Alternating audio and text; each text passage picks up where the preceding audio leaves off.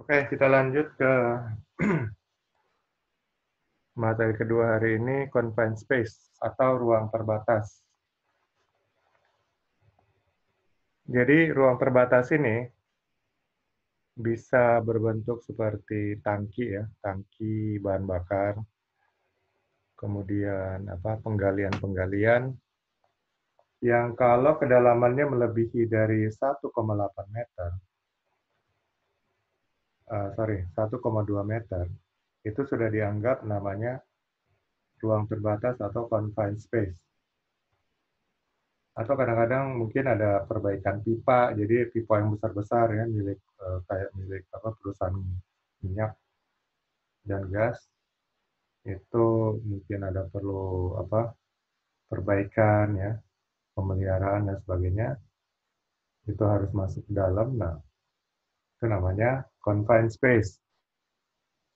Atau gorong-gorong ya, gorong-gorong, parit-parit ya, di bawah jalan atau di bawah tanah, itu semuanya juga adalah confined space. Nah, confined space atau ruang terbatas ini tidak dimaksudkan untuk menjadi tempat kerja. Cuman kalau ada orang yang disuruh atau ditugaskan untuk ke dalam karena ada mungkin perbaikan ya atau ada pemeliharaan, maka harus ada dilakukan suatu pekerjaan di situ. Nah, itu berarti menghadapi bahaya dan resiko ya terkait yang ada di ruang terbatas tersebut.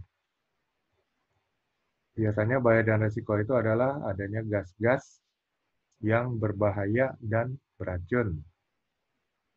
Kemudian defisiensi oksigen ya atau oksigen yang sangat rendah di ruang terbatas tersebut. Dan kemudian mungkin ada binatang-binatang berbisa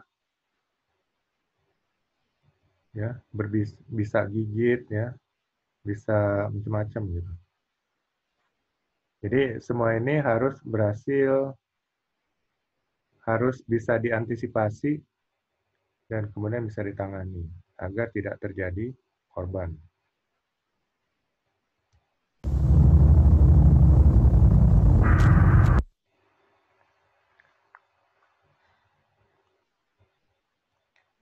Seringkali pekerjaan harus dilakukan di confined space atau ruang terbatas, seperti pemeliharaan atau perbaikan. Confined space memiliki bahaya yang tinggi seperti gas beracun, gas eksplosif ya.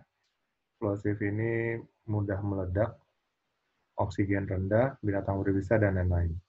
Maka pelatihan untuk awareness ya, kewaspadaan dan kepedulian, dan kesiagaan diperlukan agar terhindar dari bahaya dan resiko yang mengancam. Arti confined space ya. Confined space itu ruang terbatas. Kadang-kadang sangat kecil, kadang-kadang bisa besar juga ya. Tapi besarnya itu maksudnya tidak secara umum ya, karena nggak ada jendela, nggak ada pintu. Jadi kalau nyimpan barang-barang berharga mungkin bagus itu ya, nggak ada jendela, nggak ada pintu. Nah, itu yang dinamakan confined space. Jadi satu tempat memang yang tidak dimaksudkan untuk tempat bekerja. Nah, namun suatu saat mungkin perlu adanya perbaikan-perbaikan ya, perlu adanya pemeliharaan seperti umpamanya tangki minyak. Kadang-kadang itu perlu ada kebocoran-kebocoran kecil mungkin ya. Nah, mungkin perlu ada pengelasan. Nah, tangki itu harus dikosongin dulu. Tangki itu harus dikosongin, umpamanya isinya tadinya adalah minyak tanah ya. Jadi dikosongin, kemudian dibersihin dulu. Dibersihkan ya. Pembersihan itu juga biasanya pakai nitrogen cair. Ya, kita tahu nitrogen itu adalah rumus kimianya N2 ya. atau suatu atom yang terdiri dari dua atom nitrogen. Nah, nitrogen ini berbentuk gas. Terus kenapa bisa cair? Ya, gas ini dikompres. Kompres itu ditekan gitu ya. Jadi ada apa alatnya khusus, kemudian penekanan dengan tekanan yang sangat tinggi, ya mungkin bisa sampai 300 bar. Jadi bar ini adalah ukuran untuk tekanan di ruang tertutup ya, di dalam tabung umpamanya. Dan satu bar aja itu kalau masuk ke hirup apa paru-paru bisa pecah paru-paru kita ya. Itu satu bar aja, apalagi 300 bar. Jadi kalau orang pakai self contained breathing apparatus itu kan pakai tabung, tekanannya memang 300 bar. Nah, cuman ada reducer ya untuk alat penurun tekanan. Reducer ini akan menurunkan tekanannya hanya menjadi satu bar atau kurang. Nah, satu bar ini nanti diturunkan lagi saat kita memakai face mask-nya ya, atau apa penutup mukanya itu. Nah, di situ ada yang namanya long demand valve ya, atau valve yang apa untuk di situ ada penurun tekanan lagi. Sehingga tekanan yang pas tempat kita bernapas itu hanya kira-kira beberapa milibar. Jadi sudah ada tidak tekanan itu tidak berbahaya bagi paru-paru. Nah, kembali ke sini ya. Tadi eh, umpamanya di tangki tadi kan membersihkan ada pengelasan karena ada kebocoran mungkin. Jadi harus dilas. Di tangki itu harus dikosongin, dibersihkan pakai nitrogen ya, nitrogen cair. Nah, nitrogen cair ini bisa cair karena ada tekanan. Jadi tekanannya itu mungkin bisa sampai 300 bar. Nah, nitrogen ini juga gas yang bukan gas berbahaya ya. Dia berbahayanya karena apa? Karena dia bersifat inert gas. Jadi ada istilah namanya inert gas. Semua gas itu bersifat inert gas. Artinya, gas inert gas ini, kalau komposisi mereka naik, ya, entah komposisi di suatu ruangan atau di ruangan terbuka, yang turun itu oksigen. Ya.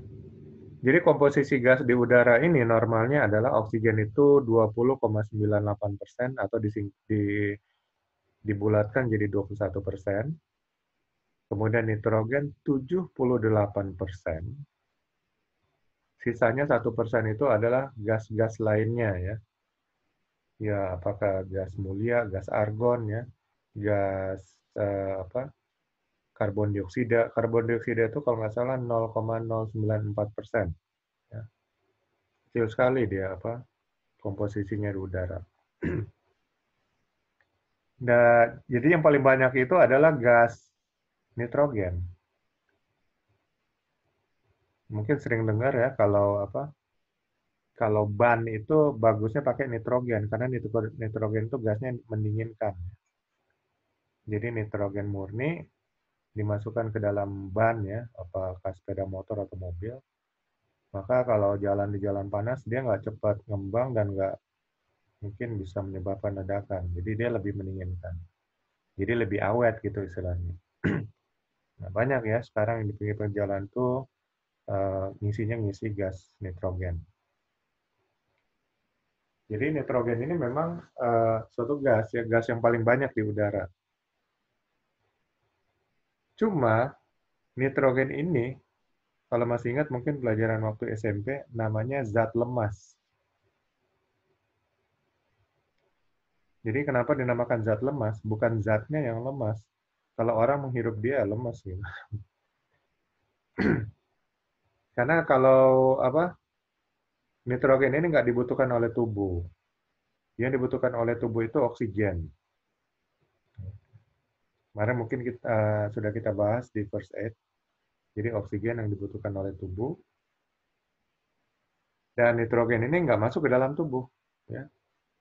Dia merupakan bagian dari udara. Kita menghirup nafas. Sampai di paru-paru, ya di alveoli, itu yang diikat oleh hemoglobin itu adalah oksigen. Nitrogennya enggak. Jadi begitu kita exhale atau mengeluarkan nafas, dia keluar lagi. Kita hirup, masuk lagi. Keluar lagi. Jadi kurang kerjaan, dia keluar masuk, gitu aja. Nah, oksigen itu yang diserap oleh tubuh.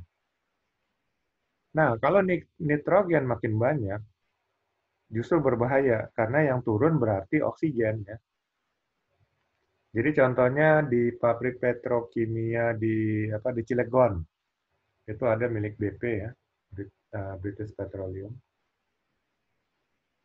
Jadi mereka juga situ banyak tangki-tangki dan secara berkala mereka pakai pembersihannya dengan nitrogen cair. Nah, pernah ada yang jadi korban karena ternyata ada kebocoran gas nitrogen situ. Jadi saat dia masuk, itu ruangan itu udah penuh nitrogen. Karena nitrogennya juga inert gas, artinya yang turun itu oksigen. Jadi hampir seluruh ruangan itu udah penuh nitrogen. Berarti oksigennya hampir mendekati titik nol. Lalu orang ini masuk ya, namanya Pak Asep. Begitu udah masuk, dia langsung jatuh pingsan. Ya, jadi suatu tempat yang kekurangan oksigen bisa kita kena namanya asphyxia. Asphyxia itu rasa tercekik. Jadi bedakan antara tercekik dengan menahan nafas. Kalau kita menahan nafas, kita mungkin bisa bertahan sampai antara 3 sampai 6 menit ya.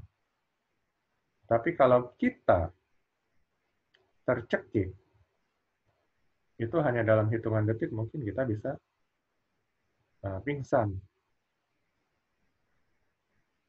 Ya, jadi oksigen nggak masuk gitu. Kita nggak dapat oksigen, dan kita ya langsung pingsan ya. Seperti Pak Asep almarhum ini, dia pingsan kan.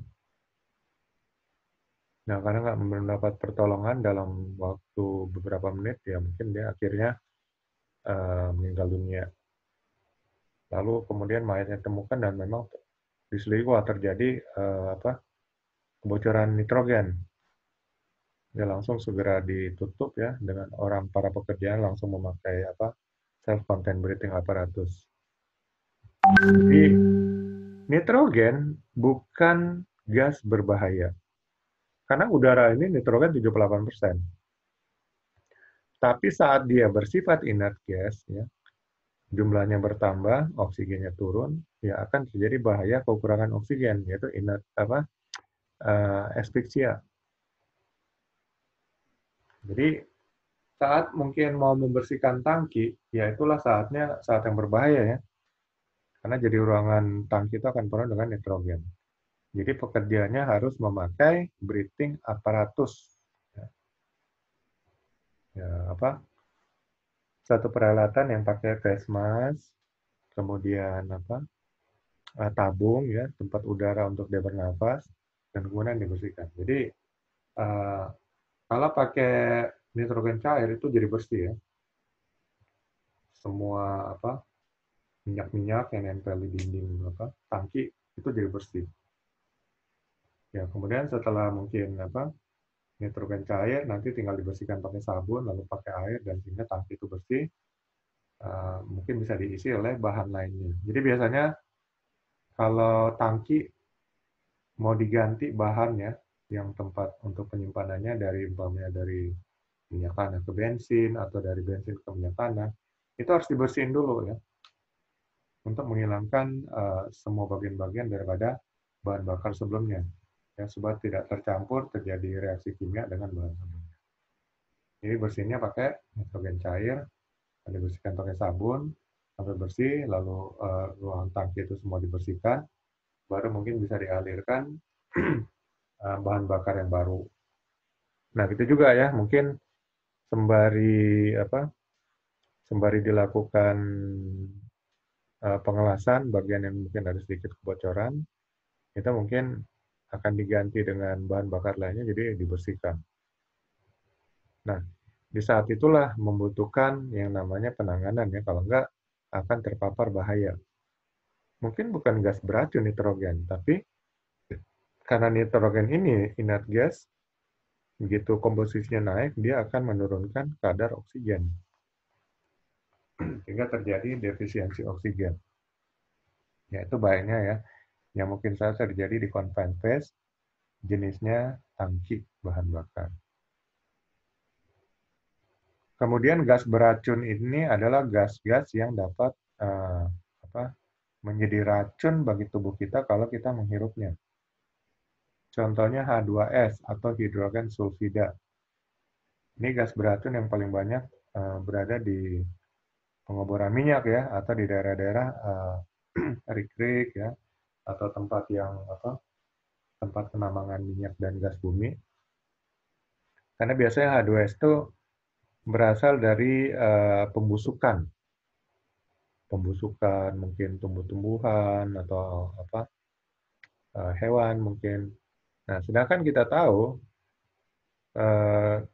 bahan bakar hidrokarbon, ya termasuk situ adalah minyak dan gas bumi, semuanya berasal dari pembusukan makhluk-makhluk hidup ya, tumbuhan, hewan dari dulu ya, lama ribuan tahun. Kalau menurut secara ilmiahnya jutaan tahun ya. Tapi kalau saya sih percaya bumi ini belum sampai jutaan tahun. Ya itu akhirnya membusuk dan kemudian menjadi minyak bumi. Nah di situ makanya tersimpan juga karena bagian dari pembusukan itu H2S. Jadi biasanya bersama-sama dengan kandungan minyak dan gas bumi itu ada juga kandungan gas metan dan H2S. Nah, H2S-nya masuk kepada gas beracun, gas metan itu gas berbahaya dan eksplosif. Kemudian defisiensi oksigen, ini adalah kekurangan oksigen ya. Ya mungkin karena itu tadi, karena inert gas, atau karena gas-gas lainnya. Nah, kalau H2S, ini disebabkan oleh bakteri-bakteri anaerob. Jadi bakteri-bakteri anaerob juga bisa menciptakan namanya gas H2S atau hidrogen sulfida. Nah, bakteri-bakteri anaerob ini adalah bakteri pemakan oksigen.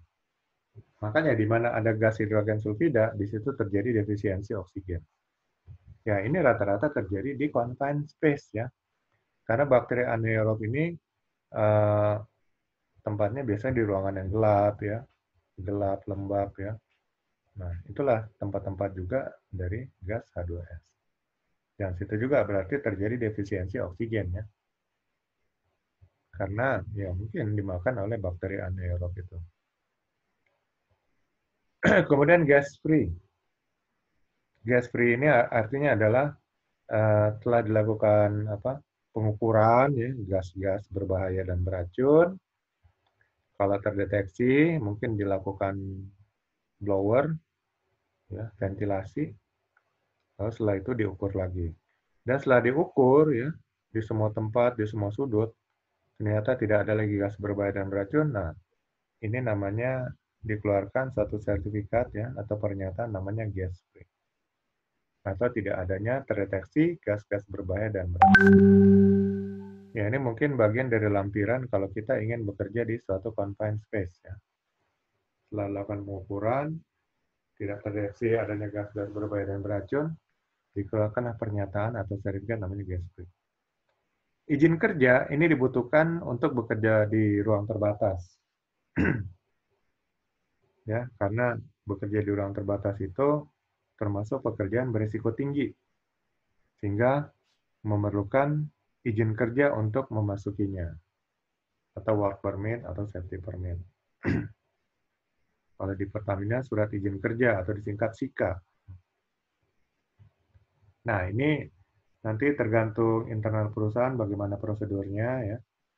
Apakah diajukan oleh supervisor tim yang akan bekerja di ruang terbatas atau diajukan oleh pekerjanya lalu tanda tangan oleh supervisor tim lalu diajukan kepada supervisor area dan kemudian ditandatangani oleh 3 supervisor ya, supervisor tim yang bekerja, supervisor area, dan supervisor safety umpamanya.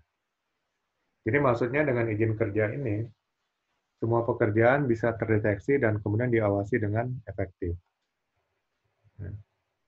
Karena kalau tanpa izin kerja mungkin pengawas nggak tahu, oh ada kerjaan gitu. Tiba-tiba udah ada kerjaan aja. Ya, jadi karena pengawas nggak tahu, jadi nggak diawasin kan. Nah, jadi supaya pengawas juga tahu ada kerjaan berbahaya itu, ya harus buat izin kerja. Ya, karena harus minta tanda tangan daripada bagian safety, ya, kemudian bagian apa supervisor area dan sebagainya. Kemudian gas detektor adalah alat pengukur gas, ya, terutama gas-gas berbahaya dan beracun. Jadi gas detektor ini tergantung ya, dia ada sensornya. Kebanyakan gas detektor itu ada 4 sensor ya maksimal. Tapi kalau ada apa perusahaan juga yang pengen hemat, ya udah yang dipakai sensornya hanya 1 sensor. Umpamanya dia ingin sensor untuk H2S, ya udah pakai sensor H2S. Tapi sebenarnya bagusnya minimal 2, jadi ada ngukur juga untuk oksigennya. Nah, kalau 4 itu berarti sensor untuk oksigen, sensor untuk H2S, sensor untuk gas eksplosif seperti gas metan umpamanya, dan sensor untuk CO, gas karbon monoksida, salah satu gas beracun juga. Nah, jadi kalau ada 4 sensor ini empatnya langsung bekerja ya untuk mendeteksi gas-gas tersebut.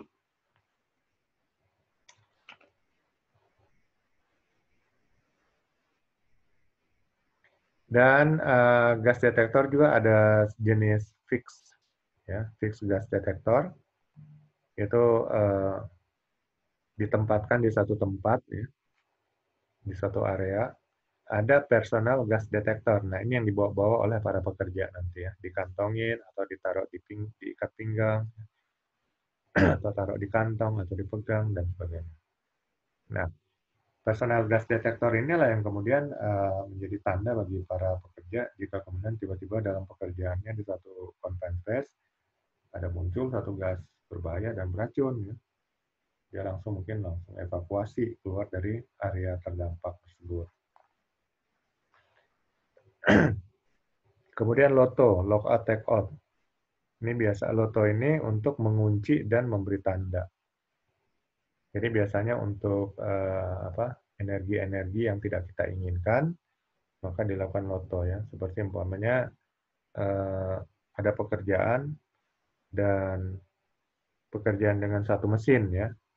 Jadi sumber energi ke mesin tersebut dimatikan. Kalau hanya dimatikan nanti ada orang lain bisa ngidupin. Jadi tempat ya switch untuk mati hidupkan situ itulah yang dikunci, di lock, kemudian diberi tanda sedang ada pemeliharaan. Sehingga orang lain tidak bisa menghidupkannya gitu ya. Lalu karena ada tanda tag-nya, oh dia bisa mengerti, oh sedang ada pemeliharaan. Itulah lockout take-out. Nah, kalau di confined space, itu kayak tangki-tangki, itu kan nanti ada pipa untuk mengalirkan bahan bakar.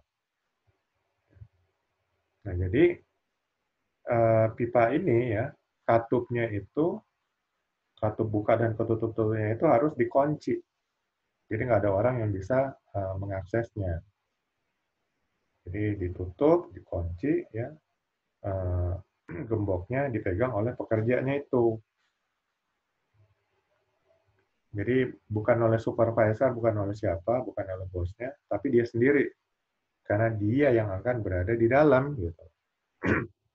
Kalau ada 3 pekerja, berarti ada 3 kunci. Ya.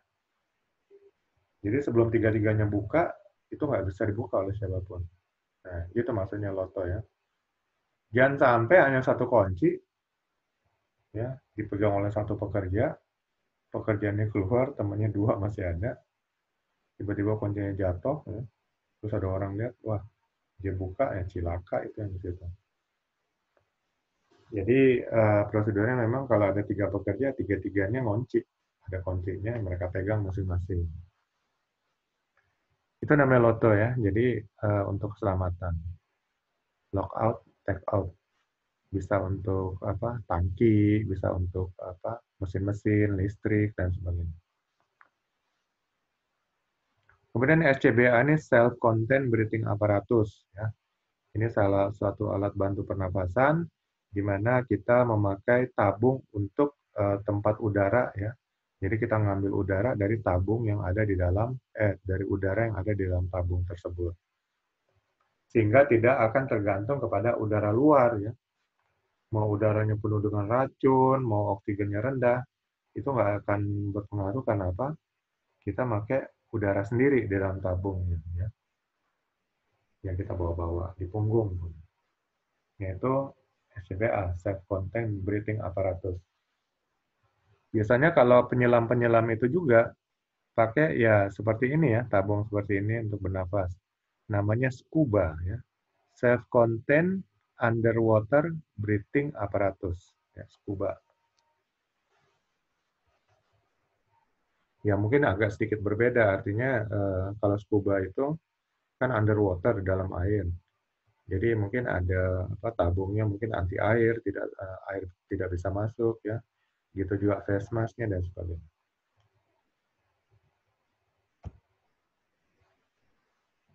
Pengendalian bahaya.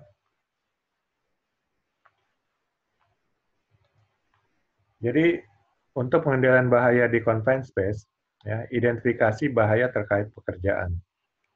Jadi nanti bahaya-bahaya apa saja yang ada mungkin ya, mungkin ada bahaya ular, ya, ada bahaya binatang berbisa, ya, dan sebagainya. Ini diidentifikasinya. Kemudian diambil tindakan pencegahannya. Kalau ada ular ya mungkin bagaimana caranya supaya ular tersebut bisa ditangkap ya atau dibunuh dan sebagainya. Lalu apa binatang-binatang berbisa lainnya ya, kalajengking ya, lipan dan sebagainya. Nah, karena kita masuk ke ruang terbatas ya, ruang yang gelap ya dan sebagainya. Mungkin aja banyak bahaya biologi itu namanya ya, binatang-binatang berbisa. Lalu ada bahaya biologi juga binatang-binatang mikro ya, bakteri-bakteri segala macam. Nah, ini juga harus diantisipasi. Dan sampai nanti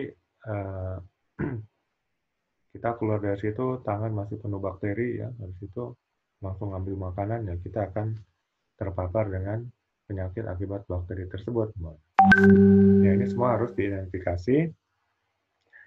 Kemudian prosedur untuk bekerja di ruang terbatas juga dibuat. Ya. Jadi nanti ada prosedur untuk bekerja di ruang terbatas. Nah, sewaktu kita membuat izin kerja ya sesuai prosedur yang ada itu, nanti izin kerja ini juga biasanya mewajibkan untuk melampirkan JSA. Jadi walaupun sudah ada prosedur bekerja di ruang terbatas ya, mulai dari apa mungkin pembuatan izin kerja sampai apa pekerjaan dilakukan, tetap JSA ini dibuat ya. JSA ini dibuat berdasarkan pekerjaan yang akan dilakukan. Apakah pengelasan ya, apakah pengecatan ya, apakah pembersihan dan sebagainya. Nanti buat JSA-nya. Jadi nanti supervisor area atau orang safety akan lihat apakah JSN sudah benar ya nanti untuk apa langkah-langkahnya untuk dilakukan pekerjaan di ruang terbatas tersebut gitu. Ya. Walaupun nanti memang sudah ada prosedur ya, prosedur pengecatan ada, tapi kan prosedur pengecatan di ruang terbatas mungkin akan sedikit berbeda. Nah, walaupun sudah ada prosedur untuk bekerja di ruang terbatas, tetap aja harus dibuat JSA-nya. Karena ini lampiran wajib kan. Dan JSA itu dibuat oleh tim yang akan melakukan pekerjaan tersebut. Tapi di beberapa perusahaan itu JSA-nya sudah siapkan ya. Seperti Pertamina, semua pekerjaan sudah ada JSA yang sudah disiapkan. Ini sebenarnya nggak mendidik ya. Harusnya pekerjaan itu dibuat oleh tim yang akan melakukan pekerjaan tersebut.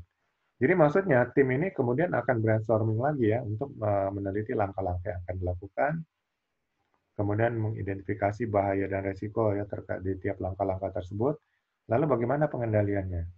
Sehingga mereka benar-benar mengenal bahaya dan risiko yang ada di tempat kerja tersebut. Itu maksudnya. Kalau jasa sudah disediakan, ya mereka tinggal pakai aja. Mereka bekerja tanpa mengenal lebih dahulu bahaya dan risiko yang terkait dengan pekerjaannya di ruang terbatas.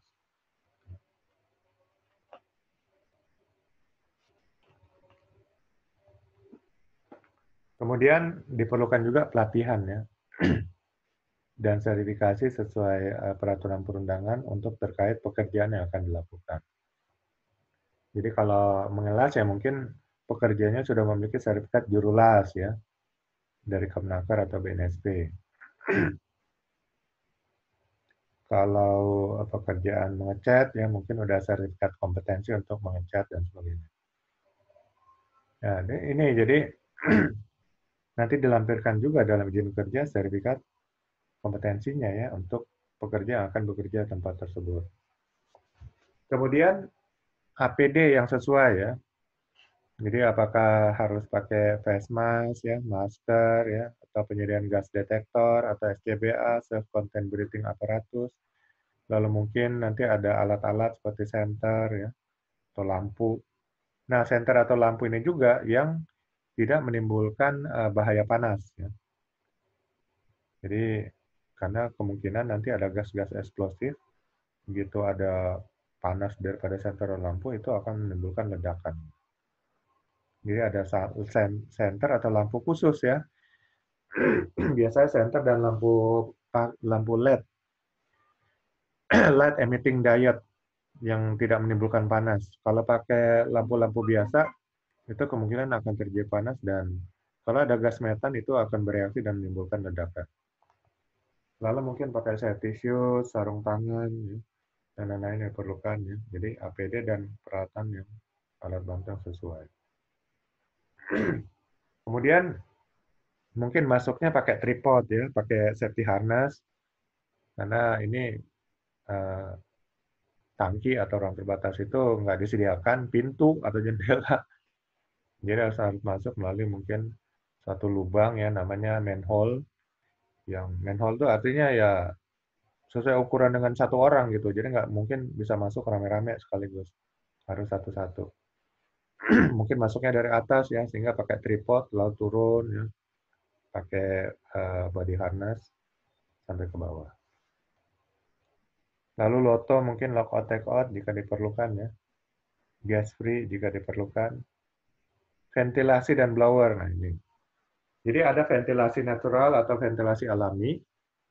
Itu nanti confined space itu tangki umpamanya dibuka dulu ya manhole-nya. Mungkin ada 2 manhole dibuka supaya terjadi aliran udara selama 24 jam umpamanya.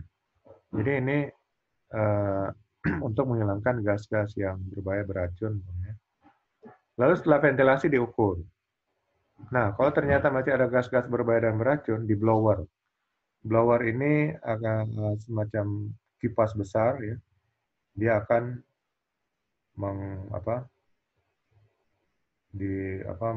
meniup ya. Kemudian nanti udara-udara kotor itu mungkin akan keluar melalui manhole yang kedua. Lalu supaya lebih efektif mungkin di ujung manhole yang kedua dipasang exhaust. Jadi yang satu menarik, yang satu mendorong. Ya. Sehingga lebih cepat nanti udaranya keluar. Gitu. Nah, ini ventilasi dan blower ya, atau exhaust juga mungkin, jika diperlukan. Kemudian nanti ada standby man ya, orang yang berdiri di luar yang menjaga. Dia akan menghitung berapa orang yang masuk. Jadi orang yang masuk itu langsung taruh ID card-nya. Jadi ID card-nya nanti ditaruh di tempat, lalu dikunci oleh standby man. Jadi dia standby di luar, sehingga dia akan hitung ya berapa orang yang masuk. Kemudian nanti setelah orang yang keluar, ambil ID card-nya. Jadi akan ketahuan kalau ID card-nya belum diambil, berarti ada orang.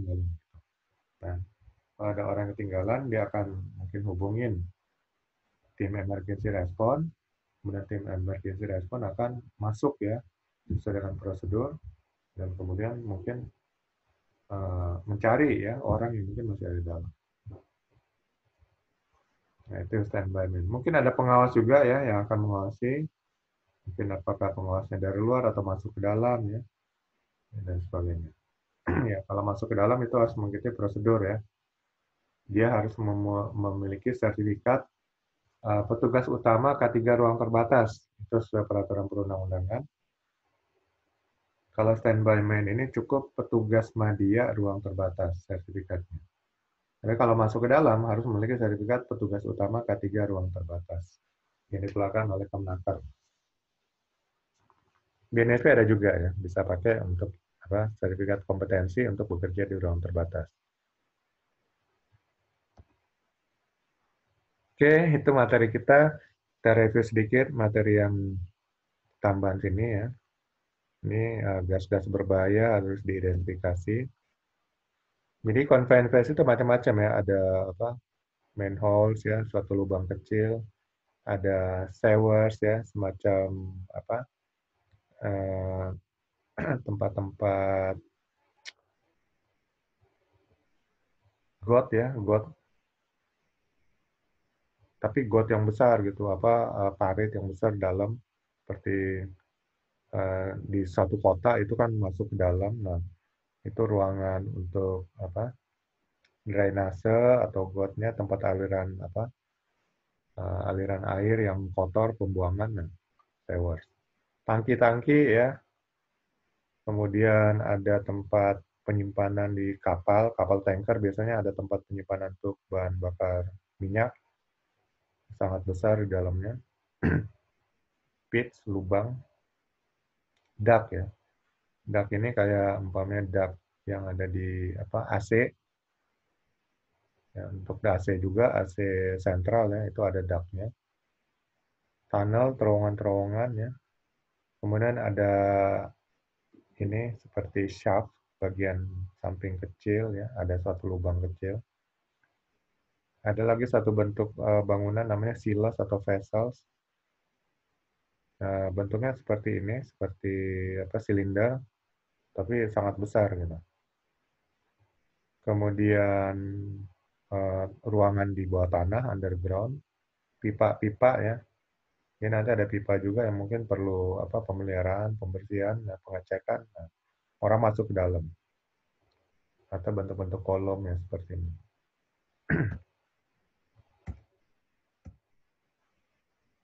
Jadi konvensi itu mengandung resiko setiap kali kita masuk. Nah, ada tugas rutin ya seperti inspeksi, pengujian, pengelasan, pemeliharaan alat, atau membersihkan, membetulkan vessel, tangki, silos, dan sebagainya.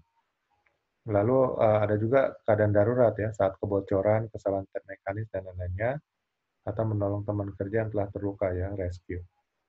Ini kita memasukinya dalam keadaan tugas rutin atau keadaan darurat.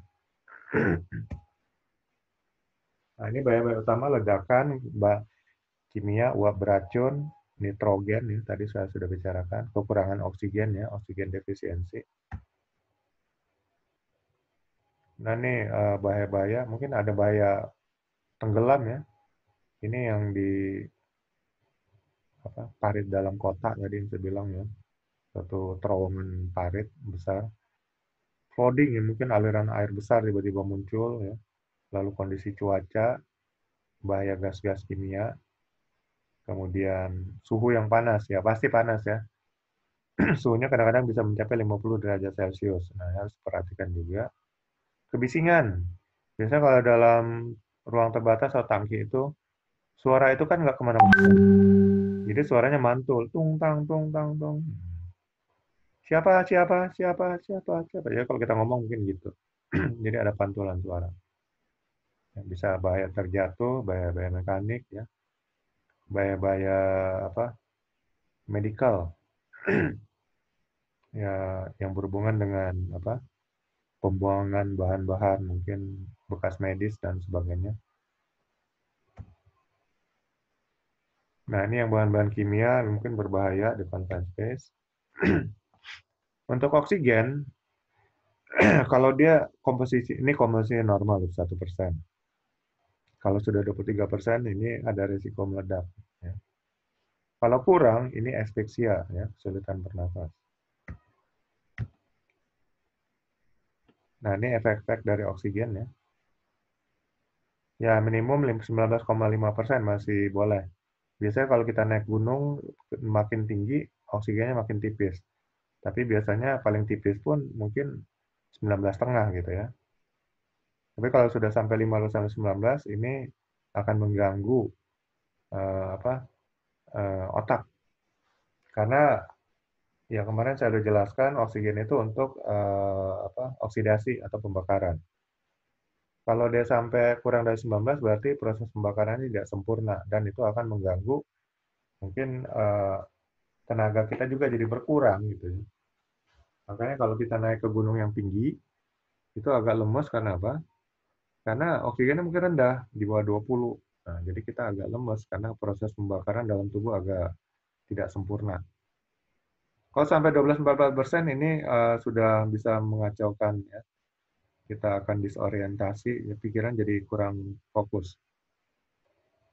10 sampai 12 udah mulai bibir biru, kekurangan oksigen ya.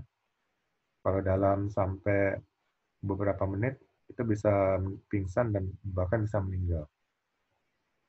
Ya, kalau di 8 di bawah 10% udah berbahaya banget.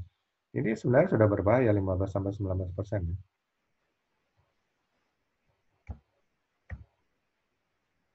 Lalu gas-gas beracun atau toxic gas, ya. Ini ada istilah-istilah ppm itu part per million ya, atau satu bagian dari per sejuta. Kalau persen itu per 100, kalau ppm per sejuta. Jadi kalau 1% sama dengan 10.000 ppm. TLV, threshold limit value, atau level maksimum yang diizinkan. TWA, time weighted average, selama 8 jam sehari, 5 hari seminggu. Jadi ada gas-gas beracun yang TWA-nya contohnya untuk H2S TWA-nya umpamanya 10%. Jadi kalau masih di bawah 10%, dia boleh bekerja 8 jam sehari. Tapi kalau sudah di atas 10 ppm. Kalau udah di atas 10 ppm, yaitu sudah tidak bisa bekerja secara penuh dalam sehari gitu ya. Kemudian ada namanya kondisi STEL ya, short term exposure limit. Jadi hanya boleh diperbolehkan 15 menit, sudah itu evakuasi. Karena gas seperti umpamanya H2S sudah mencapai 15 ppm sehingga masuk ke kondisi STEL dia, short term exposure limit. Hanya boleh terpapar dalam waktu singkat ya, biasanya 15 menit. Kemudian ada istilah sailing, ini nilai maksimal yang diizinkan. Nah ini tadi ya, H2S. TWA-nya, time weighted average-nya boleh bekerja seharian 10 ppm. Kalau sudah lebih 10 ppm, berarti nggak boleh kerja seharian. Kalau sampai 15 ppm, dia masuk STEL ya, short term exposure limit. Hanya boleh 15 menit lalu evakuasi. H2S, gas yang sangat beracun, mematikan, tidak berwarna, lebih berat dari udara pada konsentrasi tinggi. Sehingga biasanya kalau konsentrasi tinggi, dia ada di bawah. Jadi kalau di rig-rig itu pada malam hari, biasanya dia turun, ada di bawah gitu. Dapat sebar melalui angin, berbau seperti telur busuk pada konsentrasi rendah. Kemudian dia bisa merusak indera penciuman pada konsentrasi tinggi ya. Sehingga sebenarnya saat konsentrasi tinggi kita sudah nggak mendeteksi lagi gas H2S. Dia gas yang bersifat korosif ya untuk metal tertentu, mudah meledak ya, dia bersifat eksplosif juga. Pada kandungan 4,3 sampai 45% dia bersifat eksplosif. Ya. Ini namanya lower explosive limitnya 4,3% ya, LEL. Upper explosive limitnya 45, UEL. Nah, di luar ini dia nggak bersifat eksplosif ya. Kalau dia masih umpamanya 4%, dia nggak bersifat eksplosif. Atau kalau dia sudah 100% pun nggak bersifat eksplosif. Ya, semua area itu sudah penuh H2S, dia nggak bersifat eksplosif. Ya, ini range-nya. Dapat deteksi dengan gas detektor.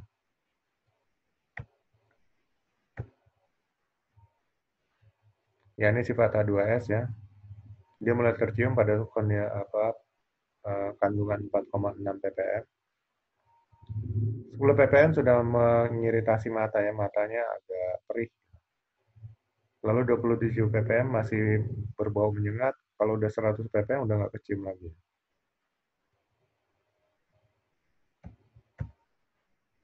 Lalu ada gas berbahaya beracun lainnya namanya karbon monoksida.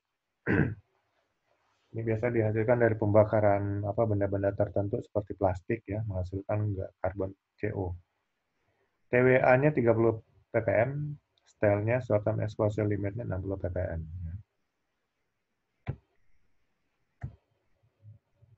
CO2, TWA-nya 10.000 ppm atau 1% volume, stylenya 3% atau 30.000 ppm.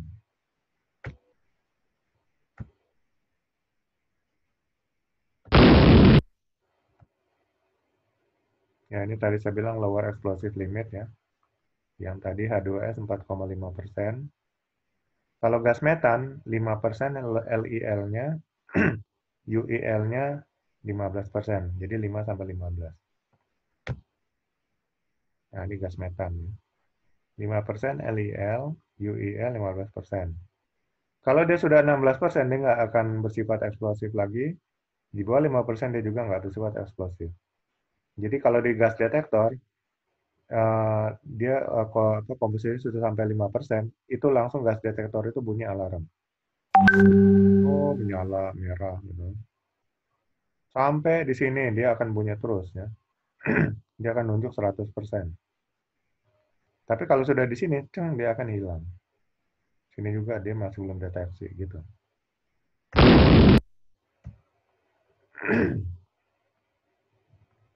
Ini keluarganya apa? Gas-gas hidrokarbon ya, CH4, gas metan ya. Ada propan, butan ya. Ada juga setan gitu ya. Setan itu cetane tulisnya ya.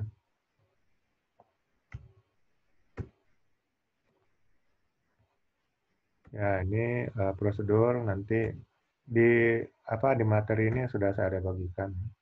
Biar kerja.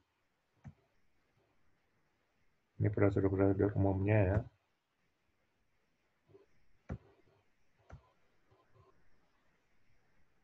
Ventilasi sudah kita bicarakan tadi. Ada tips-tips khusus ya untuk selalu siaga, waspada dan sebagainya. Tidak boleh masuk tanpa izin.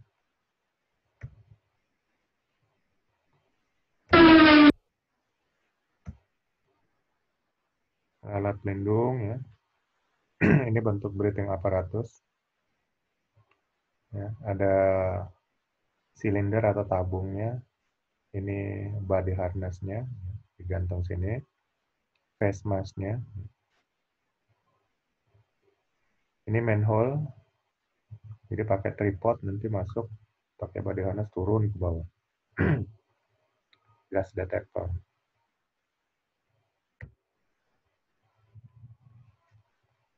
Nah, ini baju apa?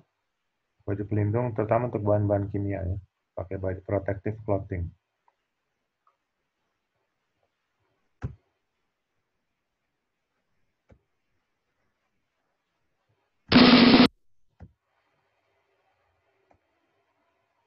Bagian-bagian gas detektor. Ini sensornya ya.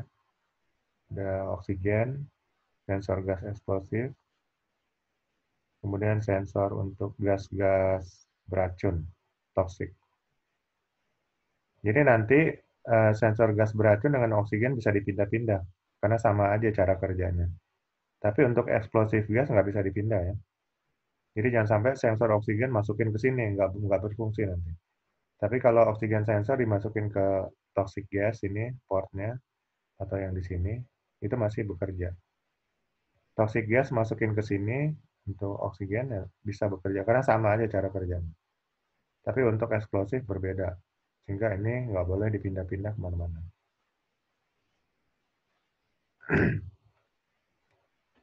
Ini breathing apparatus, face mask-nya.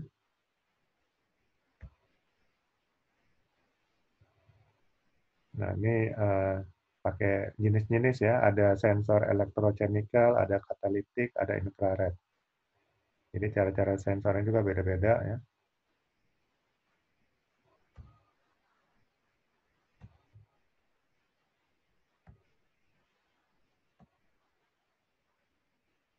Standar-standarnya dari gas detektor.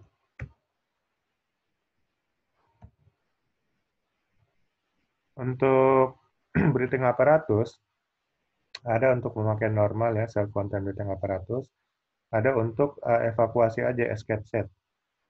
Jadi contohnya kalau umpamanya kita ruang tangkinya sudah gas free, ya kita masuk tanpa breathing apparatus, cuman ada escape-nya, disediakan suatu tempat, jadi begitu ada bahaya gas beracun ya, terdeteksi, kita langsung keluar, ambil escape-nya, langsung evakuasi.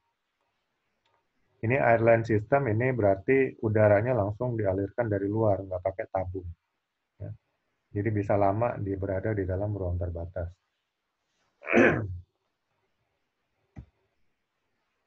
Ya, ini bagian-bagiannya ya, ini harnessnya. Ini long demand valve yang saya bilang tadi, ini masukin ke sini nanti. Ini akan menurunkan tekanan sampai beberapa milibar saja. Kemudian ini reducer. Reducer ini nanti masuk ke tangki dari tabung silinder ini masuk sini. Ini diturunkan tekanannya. Dari tekanan 300 bar diturunkan sampai ke 1 bar saja ya atau kurang. Jadi reducer ini memiliki apa? Dia nggak, kalau dia terjadi kerusakan dia akan ngunci, jadi nggak akan masuk tekanan daripada tabung. Gitu. Jadi anti fail lah gitu istilahnya. Kemudian pressure gauge menunjukkan apa tekanannya berapa. Ini face mask-nya ya, penutup muka.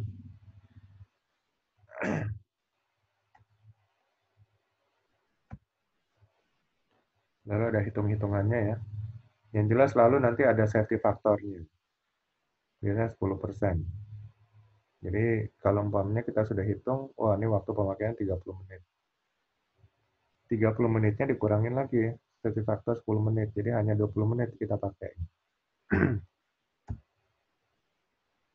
Ini airline system ya, mensuplai udara dari luar. Ini ventilator. Ya. Ventilator pakai blower, masuk dari satu manhole, nanti udara keluar dari sini. Ya. Oh, mungkin hanya satu lubang manhole, dia nanti terputar-putar sini, set keluarnya dari sini juga.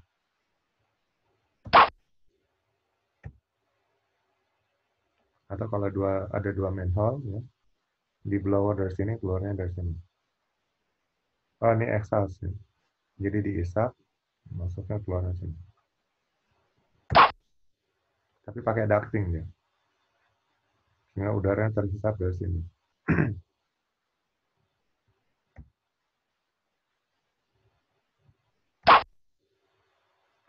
Ya, jadi bisa pakai blower sini. Ini exhaust-nya.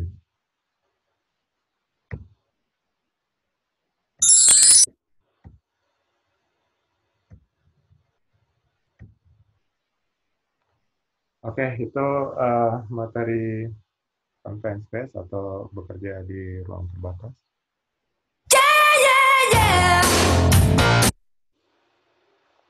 Silakan kalau ada pertanyaan.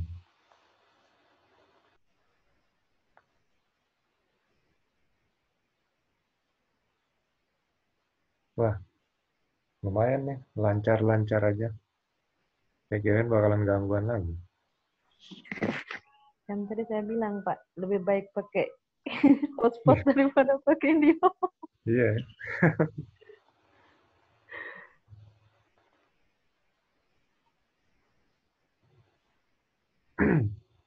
Oke, silakan. Ini untuk besok.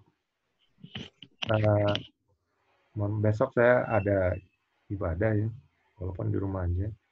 Jadi minggu kita 3 materi ya, kita bikin minggu aja 3 materi. Siap ya? Siap, Pak. Oke, sip. Siap, Pak. Oke, makasih. Jadi nanti saya kabarin di grup materi hari Minggu akan kita pelajari apa aja. Dan ini video juga nanti akan saya share di grup juga lewat YouTube ya. Jadi nggak membebani membebani memori. Terus untuk yang saya kirim by email, nanti saya mau coba dulu nunggu IndiHome-nya, soalnya materinya cukup besar nanti.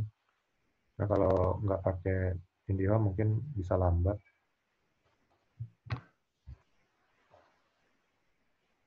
Jadi besok ini nggak ada pertemuan, Pak ya? Hari Minggu aja? Ya, hari Minggu aja kita bikin 3 materi. Oke.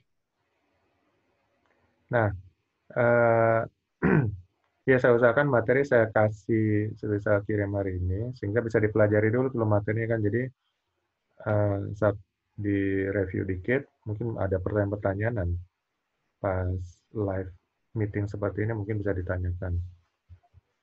Ya, Pak. Maunya sih begitu. Ya. Oke, nanti mungkin materinya ada bisa sampai 2 giga ya. Ya mudah-mudahan bisa downloadnya juga di tempat Mbak Elvina, Rai, dan Mas Effendi. Mas Fendi. Saya sih, Pak, kalau kemarin waktu masih di Kubar, ya nggak bisa. Jadi terpaksa ngungsi ke Samarinda biar bisa. Oh gitu, oke. Iya dah. Oke, mudah-mudahan lancar-lancar aja ya minggu. Hari ini mudah-mudahan saya bisa kirim juga Mbak Ina. Oke. Baik, terima kasih Rai, Mbak Iya, Pak. Elvina, sama Mas Effendi ya. Terima kasih juga, Pak, atas materinya. Ya, Pak. Makasih juga, Pak. Nanti rekamannya saya share di grup. Baik, Pak. Oke, Pak. Oke, baik. Sampai ketemu lagi hari Minggu ya. Oke, Pak. Selamat siang semuanya. Siang, Siang, Pak. Pak. Ya. Selamat siang, Pak.